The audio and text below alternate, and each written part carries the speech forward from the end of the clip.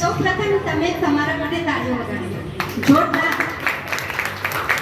એની ગુંજ ગાંધીનગર પૂરામાં સંભળાવી જોઈએ કે મિલાપભાઈનું ફંક્શન યાદ આવી રહ્યું છે. સાચી કહું ને, પડદા પાછળની હિરોઈન આ છે તનિષા. ઘણું બધું કામ કરી રહી છે. એટલે મને આજે એમ થયું કે કોચ તો ઘણા બધાને આપશે, પણ એમના હાથેથી મને લેવાનું ખૂબ જ મન હતું.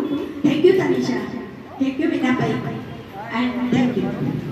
હવે પિયરનું માન, સાસરાનું સન્માન, પિયરનું માન, સાસરાનું સન્માન, પતિના અરમાન અને બાળકોનું ધ્યાન, આટલું જ છે આજકાલની ગૃહિણીઓનું કામ, જે પોતાને માટે નથી વિચારતી. આટલી જ એની પહેચાન છે.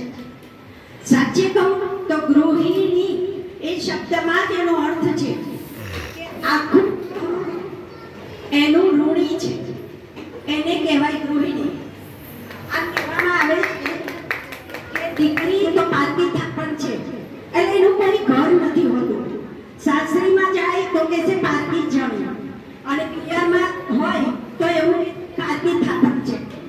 આમ એવું કહેવાય કે નથી હોતું. પણ હું કહીશ કે સ્ત્રી વગરનું કોઈ ઘર નથી હોતું. ઇન્ટરનેશનલ વિમેન્સ ડે પર દરેકે દરેક બહેનોને અને એમની સાથે આવેલા ભાઈઓને પણ હેપી વિમેન્સ ડે. તમે લોકો જે સપોર્ટ કરી રહ્યા છો તમારા વાઇફને કે બ્રધર સિસ્ટરને કે ભાભીને, એ કાબિલે દાદ છે. હવે એક જ વસ્તુ કહીશ, તમારી જેટલી ઉંમર છે, તમારી જેટલી ઉંમર છે એટલી મિનિટ તમે તમારા માટે રોજ કાઢો.